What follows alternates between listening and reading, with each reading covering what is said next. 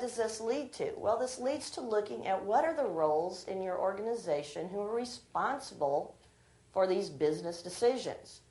You have typically the compliance area in one part of the organization, and they're not all just checklist oriented.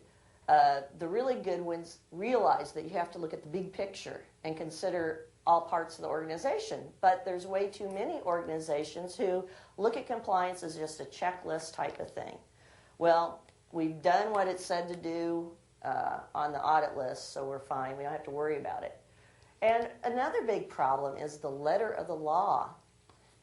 This is something, it kind of, I have an 11-year-old, 9-year-old, and they wonder why I enjoy reading laws and regulations. Why do you like reading that? Because I have them try to read them sometimes, so they don't see what the interest is. But have you ever read the HIPAA privacy rule? Have you ever read the HIPAA security rule? Have you read Gramm-Leach-Bliley Act? These laws and regulations are written by people who do not typically come from an IT background. They do not typically come from a privacy or information security background. They have the spirit of the law in their minds, but oftentimes the words they put into the laws are not practical or feasible to actually implement. That creates a problem when you have someone who is a lawyer in your organization who says, the law does not explicitly require that we do this, so we don't need to worry about doing encryption, let's say, although there are at least 2 laws now that require that. But in the past, a lot of lawyers really poo-pooed the idea of implementing encryption for PII throughout an organization. That's an unnecessary cost to the company. It's going to be too big of a hassle to implement. The law says we don't explicitly have to do it, so we're not going to do it. The problem is the spirit of the law. If you start looking at them, almost all of the data protection laws that we have has a requirement that an organization has to implement controls that are appropriate for the risk within the organization. That is a key component of almost every data protection law. You have to implement controls appropriate to risk. What does that mean? Well, that means you do a risk assessment, right? You do a PIA. You have to determine your risk. A big problem throughout many businesses is that they skip that very important part of implementing controls according to risk. So they just go through and try to do the things that are required instead of doing the things that are also offered as being either optional or addressable. So that's why you have a lot of problems out there. HIPAA is a law that I find very fascinating. I wrote a book on it a few years ago.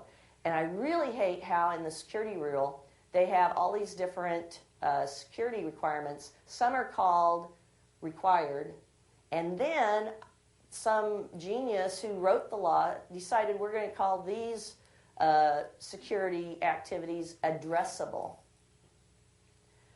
Guess what that gets interpreted as meaning in most organizations? Addressable does not mean optional. The lawyers in most healthcare organizations read addressable and said, we don't have to do it. One of the addressable things in there is to use encryption if you have data that's going to be outside of your organization. Well, guess what? When a lot of the information security folks said, this is a big risk to allow this patient data be sent out in emails, in many organizations, a lot of the lawyers said, no, it's optional. It's addressable. We don't have to do it. And a little time after that, what happens? Data breaches because of clear text info being sent out accidentally to someone whose email address was put into the line. So you need to think that compliance is more complex. It's not just a checklist.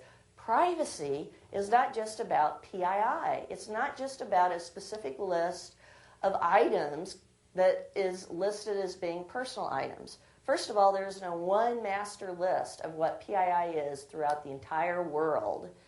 Different laws define PII in different ways. And I know through my research, I've identified 50 specific items that are considered as PII in around 100 laws throughout the world. But what's very interesting is in most of those laws, there's the good old catch-all item at the bottom of the list that says anything that can be linked to an individual. So that kind of opens up something that most companies say, ooh, we don't want to know about that because that's going to make it too hard to establish the controls for this. But also remember that PII alone is not the only thing that has to do with privacy.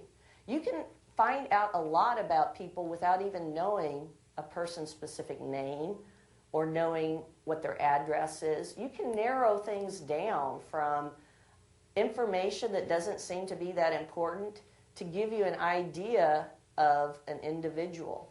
For example, if you would look at certain types of internet activity that's going on in Madison County, Iowa, and the different types of purchases that might be being made online, I can tell you Madison County, Iowa is a pretty, it's not a densely populated area. I live there. We have a lot of farms there. It wouldn't be too hard if somebody wanted to analyze the activity going on from a specific location in the county to figure out that it might be me or someone in my household doing that activity. So you have to keep in mind, too, when you're establishing privacy controls within organizations, it's not just about PII either. It's how you're using and making decisions for all types of information that could point to an individual. And security is more than bits and bytes. There's so many different breaches that have occurred as a result of non-digital data. Disposal is huge. I mean, just last week, the second ever sanction came down from the Department of Health and Human Services against CVS for not being in compliance with the privacy rule, because what were they doing? They were taking and throwing away printed prescriptions, and also even the bottles with still the prescription label on it, into their dumpsters out behind their buildings throughout many of their stores. HIPAA has been around for so long, but yet this is only the second sanction that they've had for noncompliance, but $2.25 million. Now that should get their attention, don't you think? That might be a good reason to go ahead and have other covered entities to start establishing controls over data that's not purely digital. So remember that information is in many, many forms.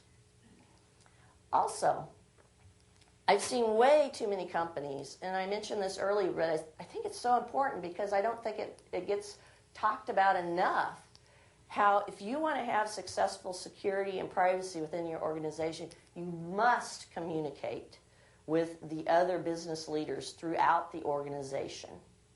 You cannot and should not expect that you are the person who knows the value of business unit data more than the business unit leaders. You are the ones that are going to have to give the best advice about how to protect valuable data, but they have to tell you how valuable that data is and where that data is located.